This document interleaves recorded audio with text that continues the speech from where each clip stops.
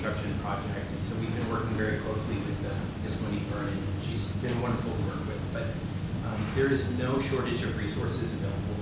These grants are broad and wide-ranging, and so if you have a proposal, feel free to reach out to Monique Vernon, and we can bring some of these projects to fruition. Thank you for your time. Thank you. I'm glad you said there's a lot out there because we're going to be using them. That's right. Thank you very much for your presentation. Thank you. Moving on to 7C, badge pinning and swearing in of new police officers.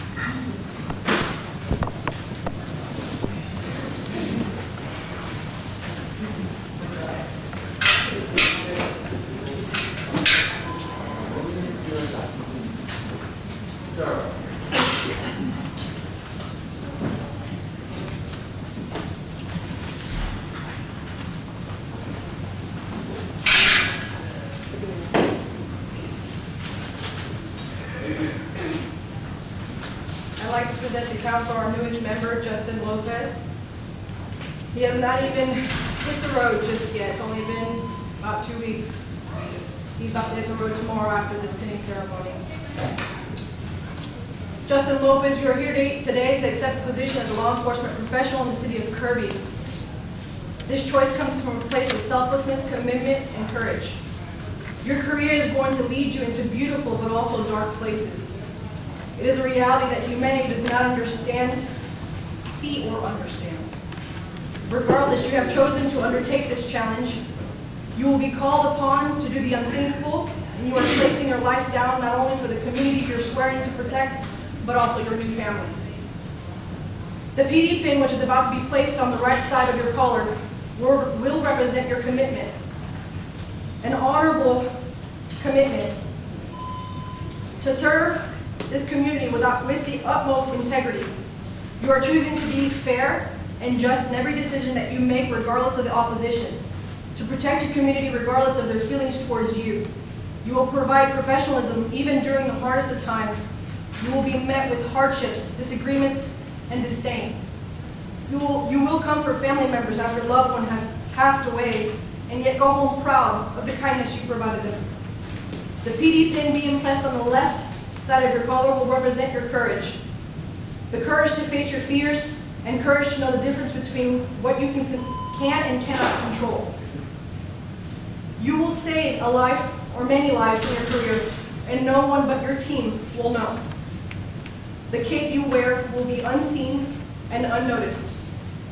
The courage to run into darkness when everyone else is running from it. You will meet fear, and you will have to dig deep to accomplish the goal, which ultimately is to go home to your family. Finally, the badge. The badge is being placed on his chest by his wife. The badge on the left side of your uniform, also known as the shield, which represents your morals, values, and most of all, your heart. The coat of arms identified the knight's allegiance to his royal leaders as well as to chivalry and justice. I quote, "Put on the full armor so that when the day of evil comes, you may be able to stand your ground. With all this, take up the shield of faith." The shield will give you power, authority, and it will give you strength. Your duty is to remember where you came from, to stay humble and respectful and never betray your badge. Uphold your integrity, character, and most of all, keep the public's trust. To hold yourself accountable for your own actions and uphold the Constitution of the United States and the laws of the state of Texas. Officer Lopez, welcome to the Kirby Police Department, and we accept you with open arms. Ms. Patty, can you swear in? Yes, ma'am. Raise your right hand and repeat after me. I, Justin Lopez, I, Justin Lopez, do solemnly swear do solemnly swear that I will faithfully execute the duties that I will faithfully execute the duties of office of police officer for the city of Kirby, of office of police officer for the city of Kirby, state of Texas, state of Texas, and will do the best of my ability to preserve, and will do the best of my ability to preserve, protect, and defend protect, and defend the Constitution and laws the Constitution and laws of the United States of the United States and of this state, and of this state, so help me God. so help me God. Welcome aboard.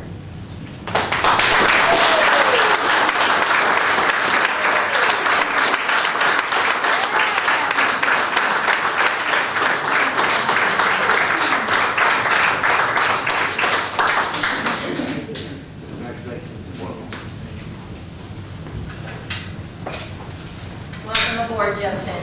Thank you, ma'am. And thank you for choosing Kirby.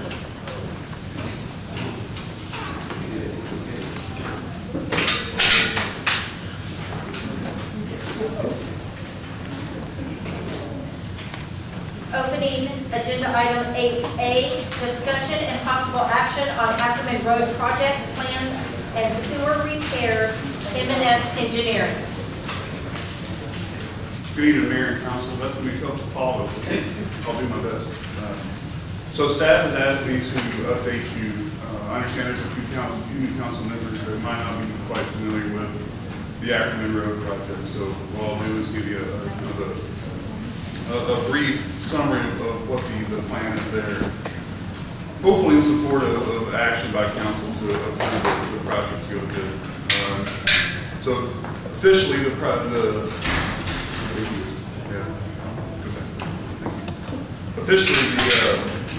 is the phase 2 of the 2018 street reconstruction bond. We refer to it as Ackerman Road, but there are more streets involved than just Ackerman. The bulk of the project will be pavement improvements, road and street reconstruction along Ackerman Road, storm drainage, new sidewalks, bike paths.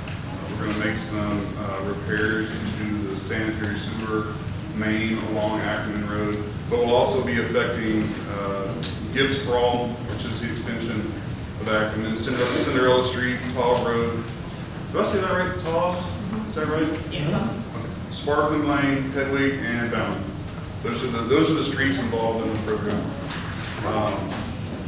I've included a graphic here that may be kind of hard to see for everybody, so I'll explain it as well as I can. That is a kind of a mock-up of the road section of Ackerman Road at the end, at the completion of the project. It will include one 11.5-foot drive lane in each direction with 6-foot bike lanes on either side of those drive lanes. Curb, of course, and 5-foot sidewalks on either side to be compliant with ADA requirements. And then, of course, where necessary, there'll be turn lanes and that kind of thing too. But generally speaking, 11.5-foot lanes either way. I'm sorry that wasn't very clear. We developed a design of the project in conjunction with several entities here. First and foremost, of course, the Public Works Department of the city. We got a lot of valuable input from the police department, fire department. CPS Energy is also, as part of this project, going to be relocating one of their gas mains. There's joint bidding, which means that CPS is going to be responsible for their work. We're just going to contract it all together. So they'll be paying for that part on their own. But to make it more efficient, we're contracting alongside them for that relocation. VIA has bus stops along Ackerman Road. So we're going to be improving in front of the bus stops, concrete pads that will help prolong, the pavement life of Ackerman when those big buses pull up and stop, and it has a tendency to degrade pavement over time. So they'll have 10-inch thick concrete pad in front of the bus stops there to help that pavement stay viable.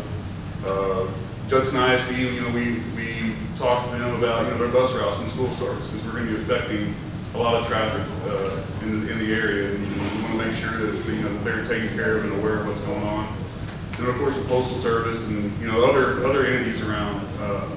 So all of those have kind of combined to help to get to the product where we are today. And I think that will benefit the product in the end for sure, and the city. So kind of maybe the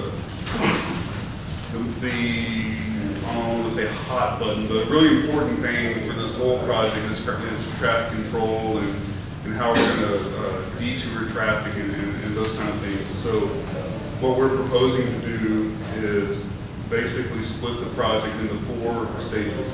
And I have maps here in a little bit that'll kind of give an idea of that. And within each stage along Ackerman Road, We plan to shut down half of Ackerman and leave one way open unimpeded all the time. So when the shutdown part is finished, we'll just flip over and do the other side, and then they can be joined up. So local traffic will always be able to move. There will of course be some inconvenience for traffic, but that's with any road construction job. Access to residences and businesses along Ackerman and the side streets will remain open at all times. The contractor will have to honor that. That's a very important piece of this, is maintaining access.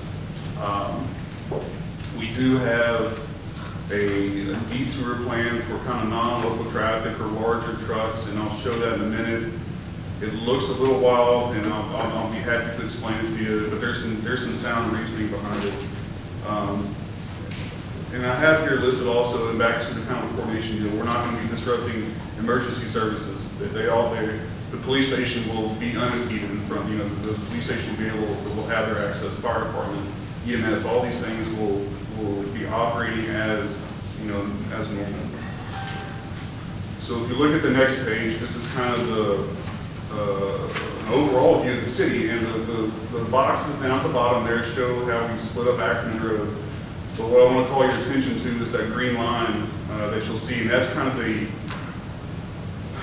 the main detour line to keep people off of Old Seguin Road, because Old Seguin is going to go through the project, and that's a pretty heavily traveled street. That line that goes from Old Seguin up there, you all can see it, and kind of winds through. That's really for those that may be traveling through Kirby that aren't familiar with the city and don't know shortcuts or ways around the construction. This will be a clearly marked detour path off of Old Seguin Road and 78 to get to the unimpeded part of Akron, the part that's under construction west of Ben Zingelman.